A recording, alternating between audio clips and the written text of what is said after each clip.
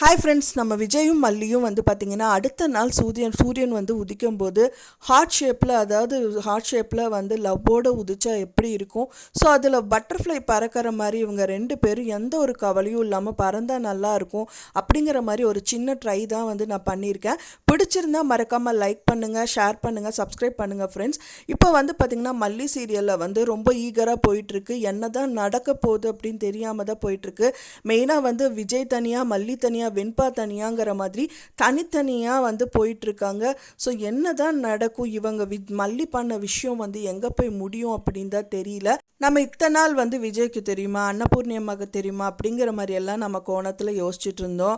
ஆனால் வந்துட்டு இன்னொரு பர்சனுக்கு கண்டிப்பாக தெரிஞ்சிருக்கு. அவங்க மனசளவில் எல்லா விஷயத்தையுமே சொல்லிடுறாங்க. அது யாரும் இல்லைங்க, அது வந்து கடவுள் தான். அவர் மனசில் குமுற விஷயம் எல்லாமே வெண்பாவை கூட்டிகிட்டு வந்து கோயிலில் உட்கார வச்சுட்டு அண்ட் தென் வந்து மனக்குமுறெல்லாம் மனசில் வந்து கடவுள்கிட்ட கொட்டி தீர்த்துட்ருக்காங்க. கடவுளே இந்த மாதிரி பிரச்சனையெல்லாம் நடந்துட்டுருக்கு. ஸோ என்னோட ஹஸ்பண்டையும் நான் வந்து இழந்து தான் ஆகணும். ஆனால் வந்துட்டு விஜய் அண்ட் வெண்பா மட்டும் சந்தோஷமாக வச்சுட்டு அவங்க லைஃப் லாங் நல்லா இருக்கணும், அவங்களுக்கு ஒரு விஷயம் ஒன்றும் ப்ராப்ளம் வரக்கூடாது அப்படின்னு சொல்லி அவங்க மனக்குமுறலில் வந்து கடவுள்கிட்ட சொல்லிகிட்டு இருக்காங்க மனசார அப்படின்னே சொல்லலாம். ஸோ கண்ணை மூடி ப்ரே பண்ணிட்டு இருக்காங்க. அந்த டைம் பார்த்து தான் வெண்பா பக்கத்துலேயே உட்காந்துட்டு இருக்காங்க. அவங்களுக்கும் நல்லாவே தெரிய வருது, கண்டிப்பாக அம்மா வந்து நம்மளை ஏதோ விஷயத்தில் வந்துட்டு ஹர்ட் பண்ணுறாங்க அப்படிங்கிற மாதிரி அந்த குழந்தைக்கு புரியுது. ஸோ அது என்ன பண்ணுறதுன்னே தெரியாமல் அந்த குழந்தை என்ன பண்ணுறதுன்னா, நீ விடுறையோ இல்லையோ நான் என்னை விட்டு போகிறாங்கிற மாதிரி அந்த குழந்தை ஓடி வந்துடுது அங்கேருந்து அப்படின்னே சொல்லலாம். அந்த குழந்தைக்கு அவங்க அம்மா விடுறக்கும் மனசு இல்லை. இதுக்கு என்னதான் சொல்யூஷன், என்னதான் பிரச்சனைன்னு தெரியல. இருந்தாலும் அவங்க சைடில் ஏதாவது ஒரு சொல்யூஷன் கிடைக்குமா அப்படின்னு சொல்லி தான் இறங்கி போயிருக்காங்க. அவங்க போனது எங்கன்னு பார்த்தீங்கன்னா வெண்பா பாப்பா நம்ம முதலே வந்துட்டு ஒரு பாட்டியை பார்த்துருந்தோம்ல அந்த கோயிலுக்கு, அந்த பாட்டியை பார்த்து ஏதாவது ஒரு சொல்யூஷன் கிடைக்குமா, இவங்க ரெண்டு பேருக்கும் எது பிரச்சனை வராதா, வீட்டில் சந்தோஷம் நிலைக்குமான்னு சொல்லி தான் அந்த குழந்தை வந்து பார்த்திங்கன்னா அந்த முன்னாடியே வந்து எபிசோடில் காமிச்சு அந்த பாட்டியை பார்க்கறக்காக கிளம்புறாங்க. ஆனால் அந்த குழந்தைக்கு வந்து தெரியல. ரோட்டில் இருக்கிறவரெல்லாம் விசாரிக்கிறாங்க, அவங்களுக்கும் ஒன்றும் தெரியல.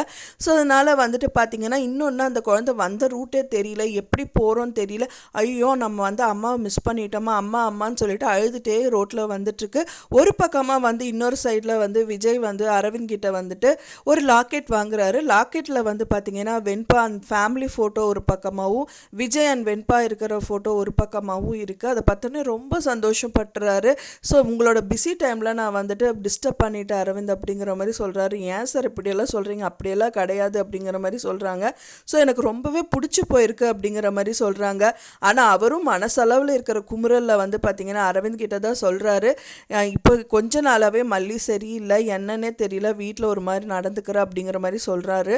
அப்போ தான் சொல்கிறாங்க, நீங்கள் ஃபஸ்ட்டு அவர் என்ன நினச்சிக்கிட்டாருன்னா அவரோட லவ் சொல்லாதனால தான் மல்லி இப்படியெல்லாம் நடக்கிறாங்க நினச்சிட்டாரு.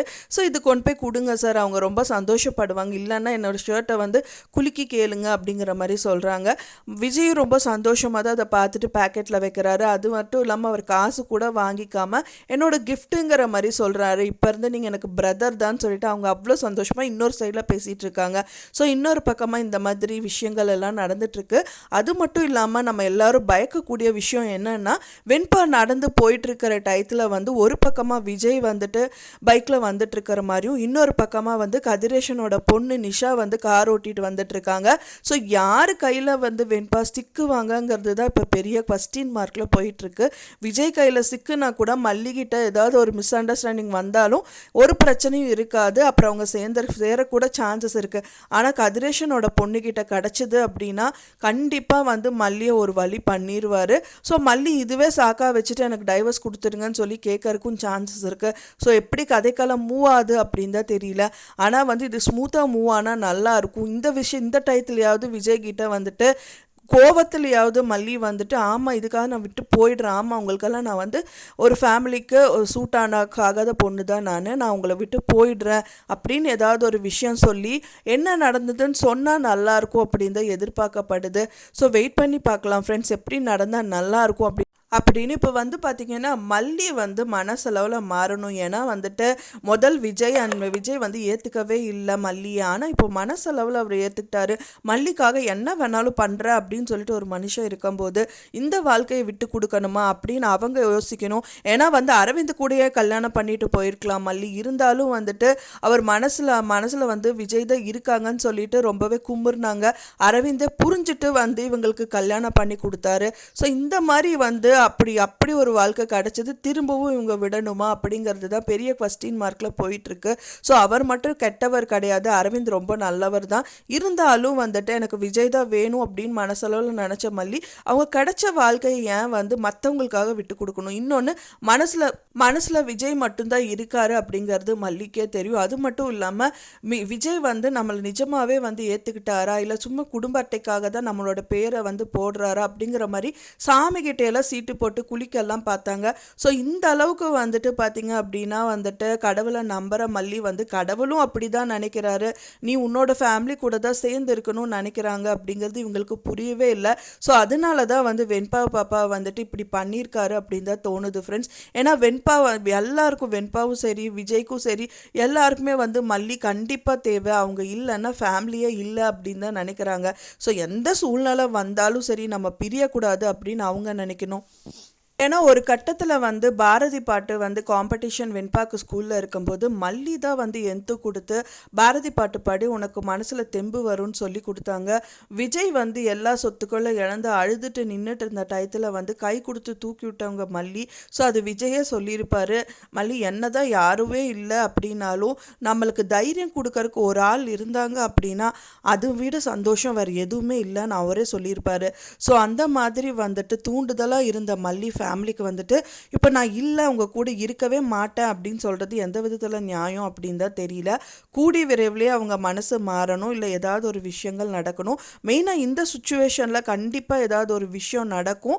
மனசில் இருக்கிற வேதனைகள் எல்லாமே கண்டிப்பாக விஜய்கிட்ட மல்லி சொல்லுவாங்க அப்படின்னு தான் எதிர்பார்க்கப்படுது. ஏன்னா வெண்பா தொலைஞ்சு போயிட்டாங்கன்னா விஜய் கண்டிப்பாக பார்த்துட்டு வெண்பா தொலைஞ்சிட்டாங்க, ஸோ நான் உங்கள் குடும்பத்தை விட்டு போயிடலான்னு நினச்சேன், இந்த குழந்தை இப்படி ஆயிடுச்சு அப்படிங்கிற மாதிரி ஏதாவது ஒரு விஷயம் சொல்லுவாங்க. அப்போ தான் விஜய் கேட்பார், என்ன நீ சொல்கிறாங்கும் போது இந்த விஷயங்கள்லாம் சொன்னால் நல்லாயிருக்கும் அப்படின்னு தான் நான் எதிர்பார்க்குறேன். ஃப்ரெண்ட்ஸ் நீங்கள் என்ன நினைக்கிறீங்க அப்படின்னு சொல்லிட்டு உங்களோட கருத்துக்களை மறக்காமல் எனக்கு கமெண்டில் ஷேர் பண்ணுங்கள். நான் சொன்ன இந்த தகவல் உங்களுக்கு பிடிச்சிருக்கும்னு நினைக்கிறேன் ஃப்ரெண்ட்ஸ். பிடிச்சிருந்தால் மறக்காமல் லைக் பண்ணுங்கள், ஷேர் பண்ணுங்கள், கமெண்ட் பண்ணுங்கள், சப்ஸ்கிரைப் பண்ணுங்கள். மேலும் இன்னொரு மல்லி சீரியல் அப்டேட்டோட நெக்ஸ்ட் மீட் பண்ணுறேன். தேங்க்ஸ் ஃபார் வாட்சிங் மை வீடியோ ஃப்ரெண்ட்ஸ். நெக்ஸ்ட் வீடியோவில் பார்க்கலாம்.